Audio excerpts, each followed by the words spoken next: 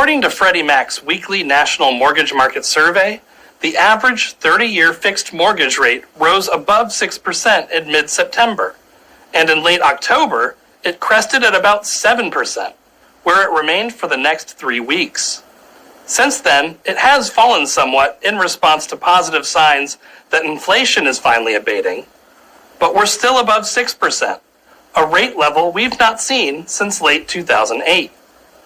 Needless to say, the effect of these higher mortgage rates on homebuyer demand throughout the U.S. this fall was not a positive one. Here in Florida, we could already see the conditions were worsening in response to the rise above 6% in October's data release from Florida Realtors, when new pending sales were down 41% year over year for existing single-family homes and down 43% for existing townhouses and condos. Based on those figures, it's not surprising that the newly released November figures for closed sales from Florida Realtors exhibit similar declines. Closed sales of existing single-family homes in November were down by over 38% compared to a year ago. And over in the townhouse and condo category, they fell by close to 39%. We should probably expect similar declines in closed sales in December as well, given that rates were at their recent peak near 7% for much of November, when many of the homes scheduled to close in December were going under contract. This is reflected in the year-over-year changes in new pending sales reported for November, a decline of nearly 37% for single-family homes, and a more than 42% drop for townhouses and condos. The rate of price growth remained above the long-term trend in November, but it continues to slow in the wake of these higher interest rates. The median price for closed sales of single-family homes in November was $400,000. That's 9.6% higher than last November.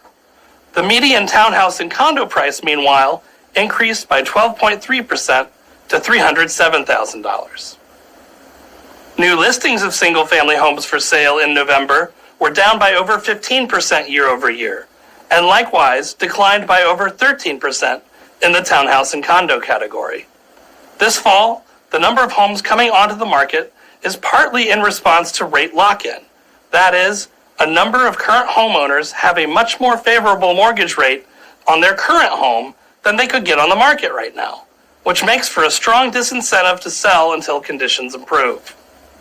But there are many potential buyers and sellers out there for whom rate lock-in is not a factor, such as owners who have already paid off much of their mortgages and built up a lot of home equity, as well as those whose motivations to buy a home are not entirely driven by finances as much as need.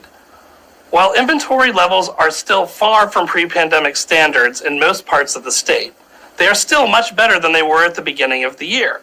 And buyers who were frustrated in their home searches over the past 2 years are finding there are more choices available now, and less competition as well.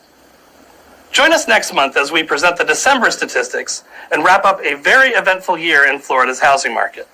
And in the meantime, be sure to check out your local statistics at sunstats.floridarealtors.org. See you next month.